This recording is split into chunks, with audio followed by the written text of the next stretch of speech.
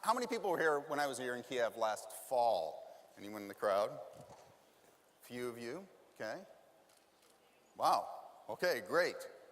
By the way, this is a very beautiful city.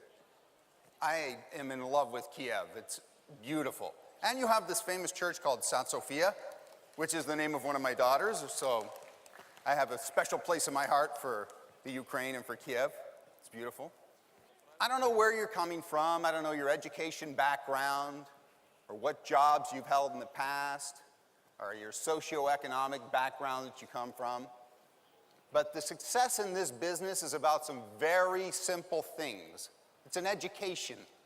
And if you can learn some very simple things, you can have success beyond your wildest dreams. I'm a complete believer in this. And what's really educating about coming to this part of the world is I'm getting to learn geography.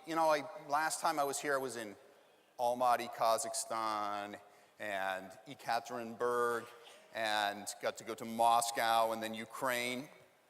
That's really fun. It's one thing to learn geography in school. It's another thing to experience it firsthand. Eat apples in Kazakhstan, eat borscht here in Kiev. Borscht is one of my favorite soups, and you do it very well in Kiev. I think you invented it. Yes. Stroganoff in Moscow. It's very exciting. I love food. It's an adventure. A little click for Stroganoff. Somebody a Stroganoff fan? Very little leadership in our schools. Very little leadership in our communities. There's still some in religion, in churches in America, there's still some leadership being taught, but it's even dwindling. And so a meeting like this is so quintessential because it is about leadership development.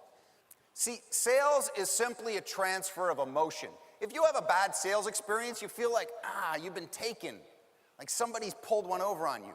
But a good sales experience, you feel great. There's a transfer of feeling, a transfer of emotion. You can feel it. If you folks right here could be in my body and feel the way that I feel about skiing, I love to ski.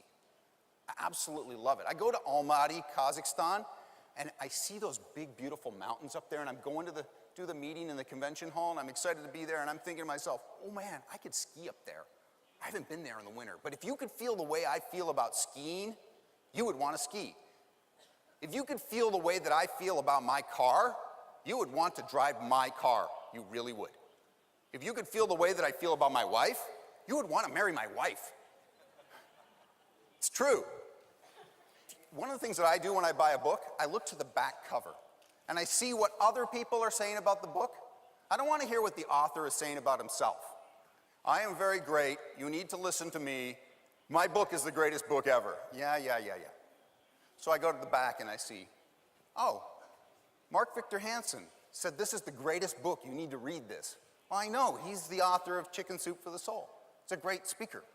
And the reason why it's credible that he's talking about it is it's not the author. And I don't know if you've ever seen a movie poster when you go to see a movie. I don't know if they do this in CIS or in Europe, but in America, you'll see the ad for a newspaper, in the newspaper for a movie. And it'll say, I don't know, Hunger Games or whatever the movie is, okay? The name of the movie, where it's playing, but in big, big type, it'll have a quote, like a thrill ride from start to finish. I laughed, I cried, and the quote is by somebody at the New York Times or somebody that is not the movie company. I don't want to hear what Sony Pictures has to say about their own movie. To me, that's not credible. And I'm not saying that to be mean. There's nothing spiteful about it. I'm actually a pretty nice guy most of the time. You probably see that. But don't let anybody disrespect what you do for a living. What you do to feed your family, to put food on the table, to pay your mortgage, to pay your bills, never let someone disrespect. They don't have to shove us around to set us off course. If somebody comes up and pushes you, you realize that they're trying to get in your space. But if they're just gently nudging you, you're rubbing elbows with the wrong people every day, gently nudging, pushing you in a certain direction, that's powerful. Suddenly you're 5, 10, 20 years down the road, you're meeting your friends from high school and they're saying, how did you get where you're at? Driving the car you don't want to drive, living in the house you don't want to live in. How did you get there? And you say, I don't know. You've been nudged. You've been bumped and nudged by the people you associate with.